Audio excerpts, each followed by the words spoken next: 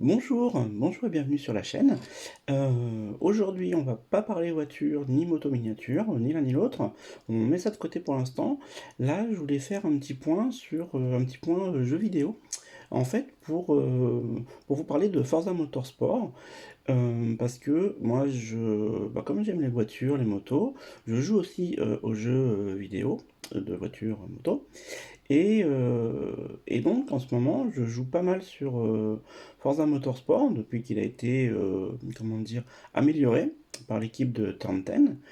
Et du coup, je voulais faire un petit point parce que donc j'ai joué pendant longtemps, du moins à toutes les versions de Gran Turismo, du 1 jusqu'au 7 en fait. Et puis, les Horizons, sur Forza Horizon, je suis arrivé un petit peu tard. J'ai pas dû avoir j'ai peut-être eu le premier, mais bon, c'est une licence qui m'amusait, voilà. Mais j'ai toujours préféré Gran Turismo et donc PlayStation. Mais j'ai eu les Forza un petit peu tard, hein, je connaissais pas trop, et je m'amusais beaucoup avec Forza Horizon. Donc j'ai dû avoir ouais, le 1 et le 2 et un truc comme ça. Après j'ai laissé tomber la licence. J'étais vraiment que sur Gran Turismo. Et puis les Motorsport, alors je saurais pas dire lequel j'ai eu, c'est pas le 7 c'est sûr. Mais on va dire j'ai eu un Motorsport, je sais plus lequel.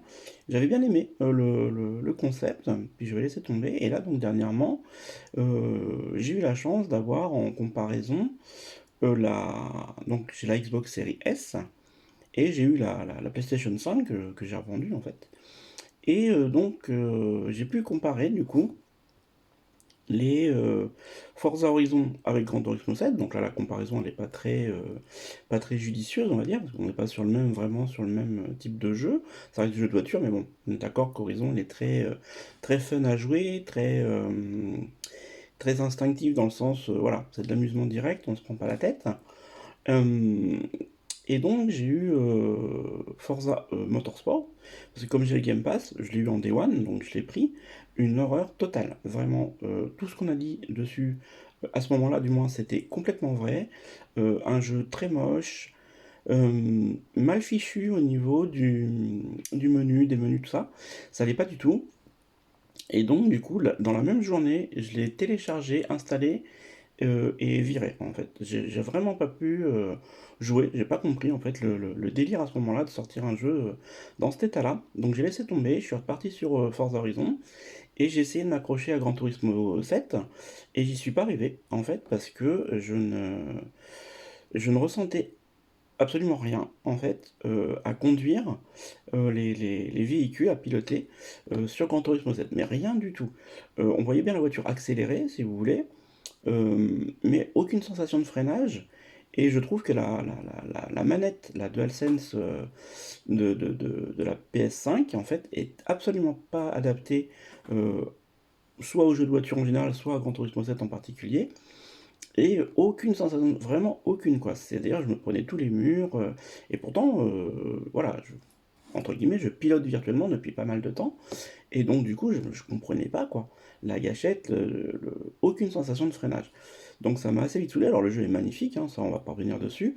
Il est peut-être même trop magnifique, à mon sens, parce que les voitures sont trop détaillées pour ce que c'est. C'est-à-dire que je pense pas que dans la vie de tous les jours, vous alliez voir les détails de votre voiture à ce point-là. C'est-à-dire que vous n'allez pas regarder un phare en mode ultra proche de votre voiture, ou etc. etc. Vous n'allez pas aller voir si le tissu il a bien le grain du tissu, ou je sais pas quoi. Donc Gran Turismo 7, bah, très bien, ils ont fait un travail de fou furieux quant aux détails des voitures. C'est très bien, mais c'est pas forcément utile. Ça apporte rien. Donc dire que Gran Turismo 7 est plus joli que Motorsport, oui, mais dans l'absolu, est-ce que c'est vraiment un point qui est important, vraiment, à ce niveau-là, je veux dire. Donc voilà.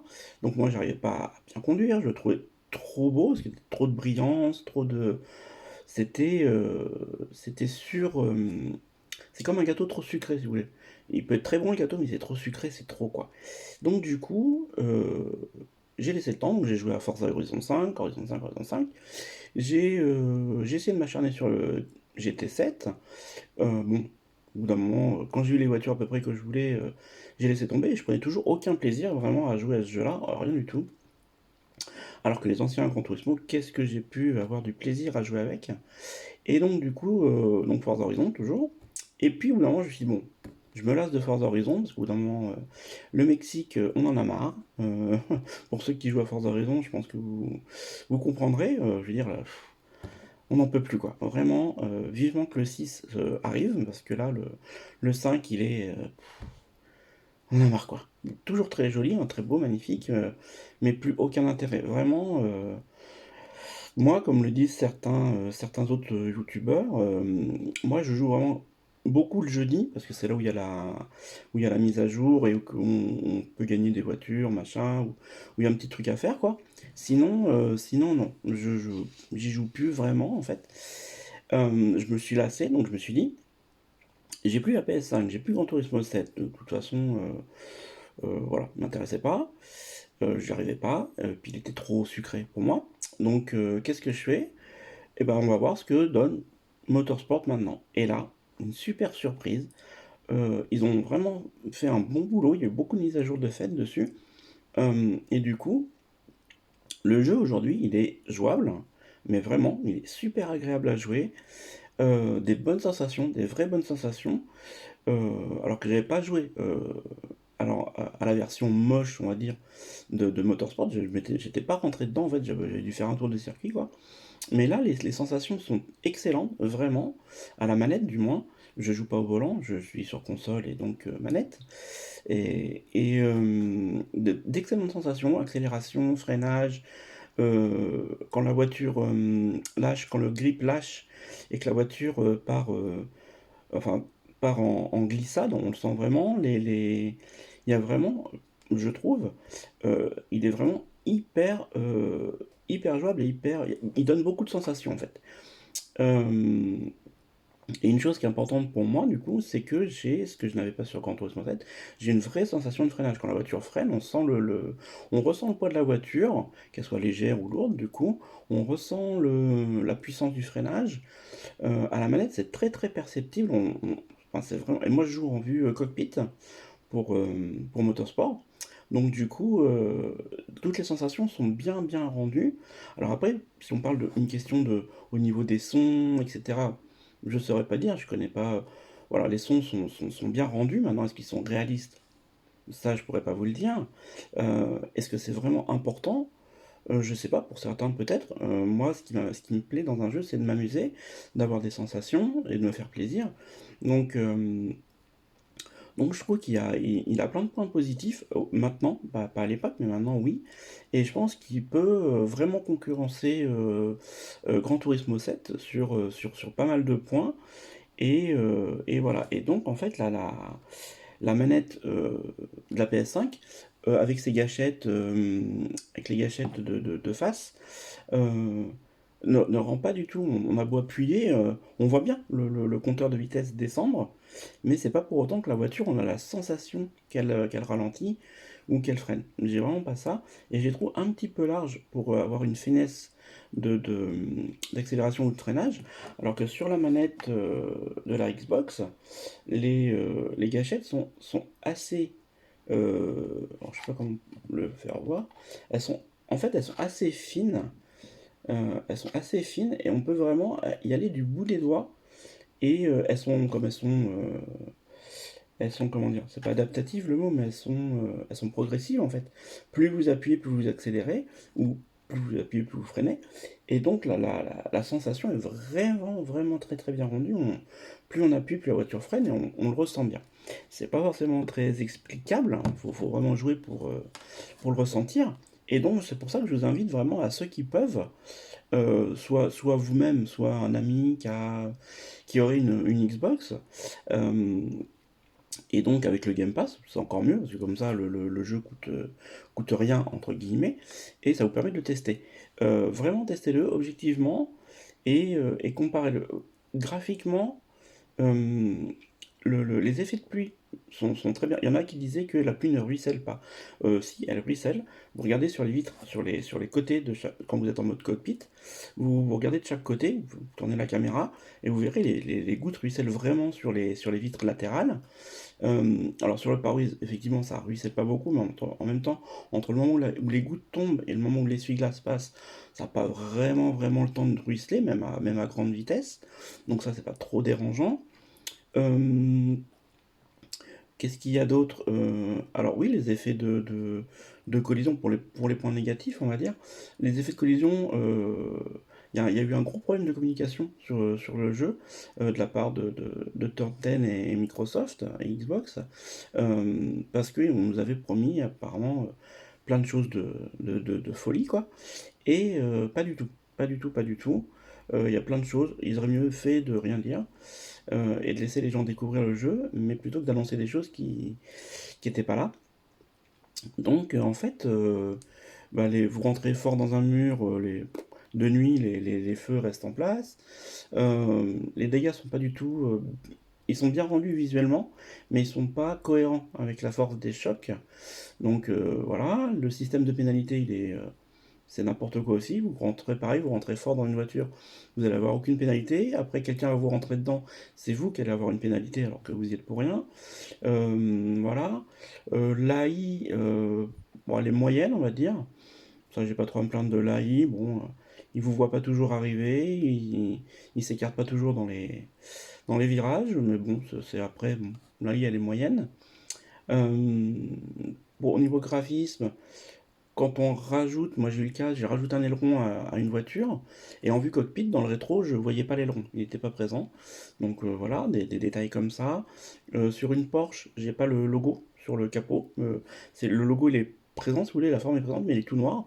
Vous pouvez les voir sur la Porsche 911 des années 80, la 3 litres 2. Alors, peut-être que c'est un défaut de chez moi, mais je pense pas. En fait, le logo est noir. Voilà, l'emblème Porsche, il est noir. Il n'y a pas du tout l'emblème. Euh, Ensuite, voilà, ils utilisent beaucoup le flou dans les décors entre les essais, la course. Il y a beaucoup de flou qui est utilisé. Bon, ça, c'est un peu dommage et c'est pas tout le temps utile en plus. Les séquences inter-essais et inter-course, ça, ils auraient pu s'en passer. Mais aujourd'hui, on me demande Gran Turismo 7 sur PS5 ou Motorsport sur Xbox. Moi, je prends Motorsport sur Xbox, tout simplement parce que bah, il est moins fin, mais il a plein de qualités qui font qu'il est beaucoup plus jouable et beaucoup plus agréable, je dirais, que Gran Turismo. Parce que Gran Turismo, moi, c'est pareil, le système de menu, j'en peux vraiment plus cette carte-là avec les constructeurs, les machins, on est encore sur le premier Gran Turismo presque au niveau du menu, il est plus du tout adapté. Les, Qu'est-ce qu'il y a d'autre qui me dérange aussi sur Gran Turismo? Bon, là, sur brillant, j'en ai dit, c'est trop brillant, c'est vraiment trop brillant, c'en est ridicule en fait. Il y a les menus, puis l'absence de sensation, toutes ces histoires sur l'automobile, les designers. Il faudrait qu'il fasse. En fait, on nous l'impose quelque part dans Gran Turismo, alors qu'il faudrait que ce soit optionnel. Est-ce que vous avez envie de connaître l'histoire de la voiture? Oui, non. Voilà, moi ça c'est du remplissage en fait. Le mode photo c'est très sympa, mais bah, il est présent dans Horizon et Motorsport aussi, mais le mode photo, enfin voilà quoi. Moi ce qui peut m'intéresser dans un jeu comme Gran Turismo 7 ou Motorsport, ce qui est présent, c'est la rediffusion. C'est assez sympa et je peux vous promettre que les rediffusions sur Motorsport, elles sont. Moi je les trouve vraiment terribles, j'avais vraiment l'impression de regarder la télé quelque part quoi, c'est assez bluffant. Et voilà quoi. Donc, bah, arrêtez de casser sur Motorsport, pour ceux qui cassent, et essayez vraiment d'y jouer. euh, et refaites-vous un avis, parce que déjà, pas beaucoup peuvent vraiment le comparer, parce que soit on a la PS5, soit on a la Xbox Series, et du coup, c'est rare qu'on ait les deux machines. Moi, j'ai pu avoir les deux, donc je peux parler en l'occurrence des différences de jeu, parce que j'ai eu les deux à la maison. Mais la plupart du temps, il y a encore cette guerre PlayStation Xbox où chacun essaye de défendre son camp bêtement sans forcément avoir joué. En fait, donc, bah c'est valable dans l'autre sens, hein. Les joueurs motorsport qui cassent sur Gran Turismo 7, qui, bon, ils cassent beaucoup moins parce que du coup, il est leader dans la vie des gens. Mais c'est pareil, cassez pas Gran Turismo 7 avant d'y avoir joué. Même si les effets de lumière sont absolument extravagants, aussi jolis soient-ils, ça c'est pas du tout réaliste à ce niveau-là. Essayez vraiment de faire des séances de freinage, voilà, de voir le ressenti, et essayez vraiment de comparer les deux. Et revenez, et je pense que Motorsport, là pour le coup, il vient d'avoir un an, il n'y a pas longtemps. Je pense que là, il vaut vraiment le coup, et, euh, et ça vaut la peine de l'essayer, et que la communauté grandisse, et que bah, qu'on puisse avoir que la communauté qu'on devrait avoir dessus. Et puis voilà, et puis bah faut rester dans la comparaison, comparer ce qui est comparable, et, euh, et voilà. Donc moi voilà. Je pense que vous avez compris, je pense que ça vaut vraiment le coup. On est passé d'un jeu très médiocre, voire totalement pourri, en fait, moisi, à quelque chose de très très très valable. Il y en a qui comparent quand même Motorsport à des jeux sur portable, téléphone portable, c'est un petit peu exagéré, c'est n'importe quoi. Franchement, les voitures sont belles, les voitures sont grosses, entre guillemets. Le niveau de personnalisation, de décor, il est très bien. Le niveau comment dire, d'amélioration de la voiture est très bien aussi. On a tout ce qu'on a besoin d'avoir, quoi, au niveau moteur, roues, amortisseurs, etc. Et je vous dis, à part si on fait l'abstraction des séances intéressées, courses, qui servent à rien, vraiment, et qui sont pour le coup très très moches aussi, euh, voilà, les cockpits sont bien détaillés, je trouve. Alors c'est pareil, à moins d'avoir la voiture chez soi ou d'avoir l'occasion de monter dans des voitures régulièrement, des Porsche, des Ferrari, etc. Je pense pas que ce soit le cas de grand monde, et donc vous pouvez pas vraiment dire oh, le cockpit il est mal fait, la voiture est mal détaillée. Vous avez l'occasion d'aller voir vraiment la voiture de vous-même, non. Donc ça va être des photos sur internet, vous dites ah là il va manquer un bouton. Sérieusement, moi quand je roule, je regarde la route, je regarde pas s'il manque un bouton sur le tableau de bord. Donc je pense pas que ça nuise au réalisme du jeu ou à quoi que ce soit.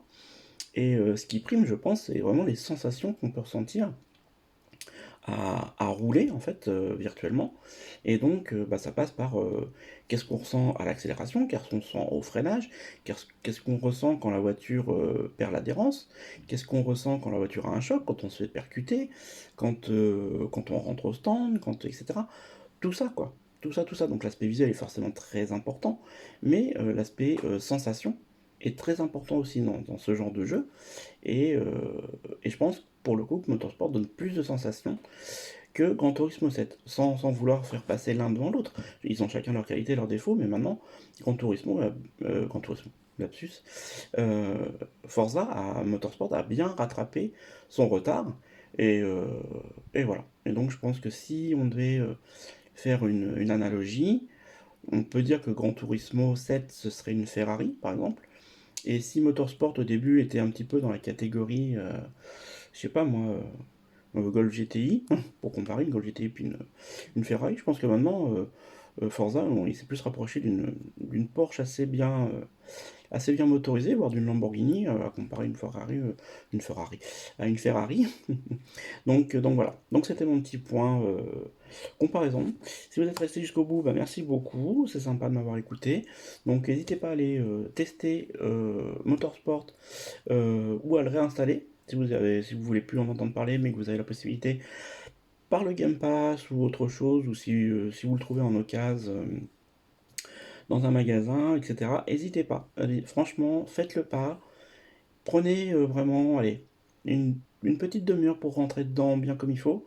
Et faites-vous des bons circuits, des bonnes sessions. Et voilà. Et je maintiens que cette manette-là est beaucoup mieux pour les jeux de course de voiture que la manette PlayStation à mon sens. Alors les volants, je sais pas. Mais en termes de manette, elle est, voilà. PlayStation, ils ont déposé beaucoup de brevets sur leur manette, qui est excellente avec un jeu comme Astrobot. Et là, à mon avis, il n'y a aucune manette qui peut la concurrencer sur un jeu comme ça. Mais sur un jeu de course, vraiment, euh, ASMR, celle-ci elle vaut le coup. Donc Motorsport, retournez-y, faites-vous un vrai bon avis et imaginez que le jeu sort maintenant. Et voilà, ce sera beaucoup mieux.